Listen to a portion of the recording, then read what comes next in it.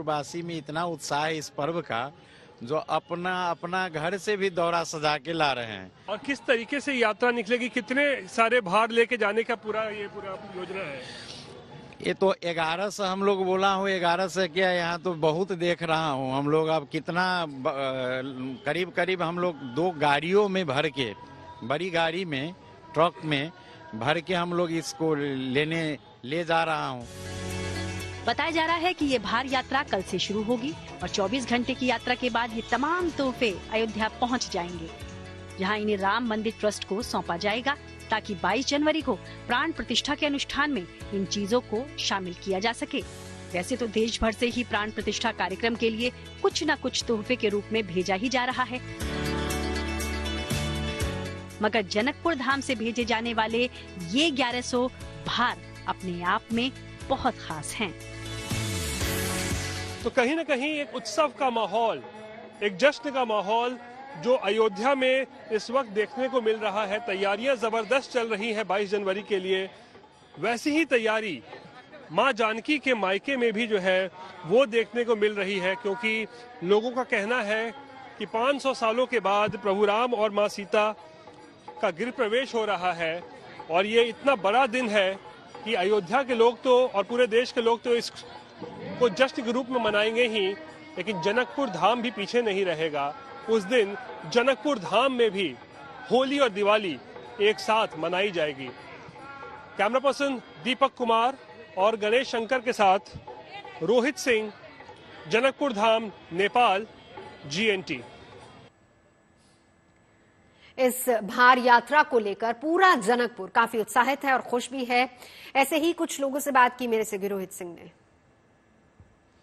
मनोज जी हमारे साथ, उनसे बात करते हैं। मनोज जी, जनकपुर धाम में किस तरीके का माहौल है? हम देख रहे हैं घर घर में तैयारियां चल रही हैं प्रभु राम के गृह प्रवेश के लिए। हम लोग जनकपुर वासी पूरा उत्साहित हैं कि हमारे सीता बहन दीदी जो 500 बरसों से बम्बू में थे, अब उनका महल बना है, वो महल में जा रहे हैं।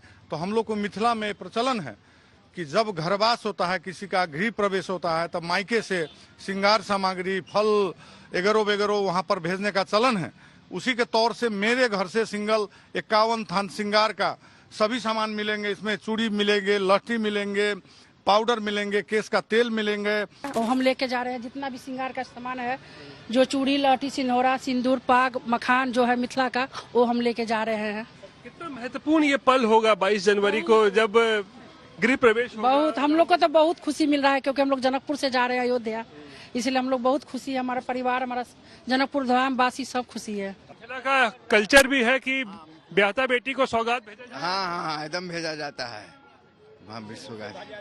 जय श्री राम। जय श्री राम का उद्घोष भी हो रहा है। तो तैयारियां पूरी हो चुकी है और 22 जनवरी को जब राम मंदिर का उद्घाटन होगा, प्राण प्रतिष्ठा का कार्यक्रम होगा वहां पे, उसके बाद भव्य राम मंदिर है, लोगों के लिए खुलेगा।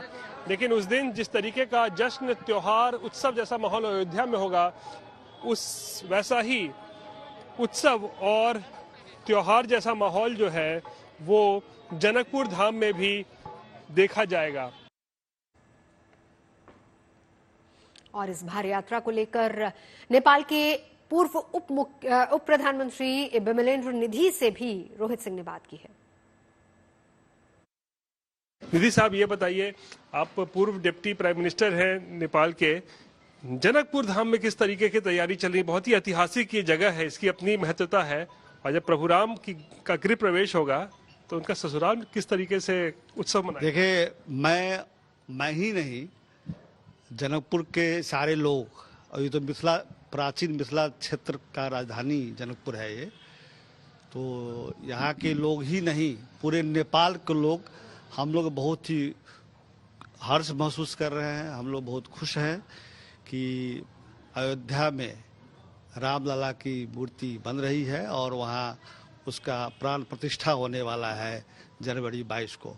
तो यहाँ हम लोग बहुत ही खुश हैं, हर्ष मना रहे हैं।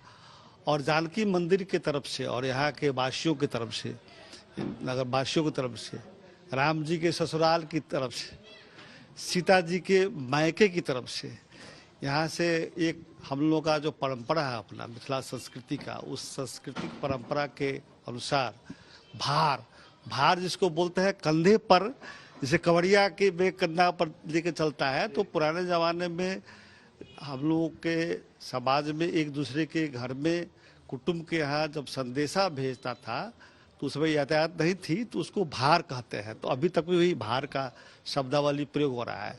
तो यहाँ से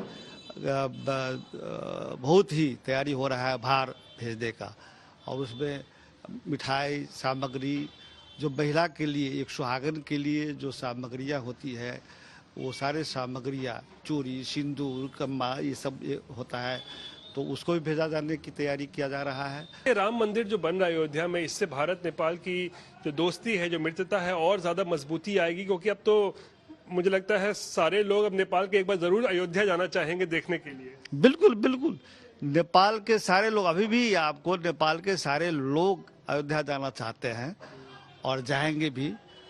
अयोध्या और जनकपुर में आना जाना तो निरंतर जारी रहेगा ही। अयोध्या के लोग भी यहाँ आते हैं, भारत के लोग भी आने यहाँ शुरू किए हैं, और नेपाल जनकपुर के लोग भी जाएंगे और नेपाल के लोग भी अयोध्या जाएंगे, भारत यात्रा करेंगे ही।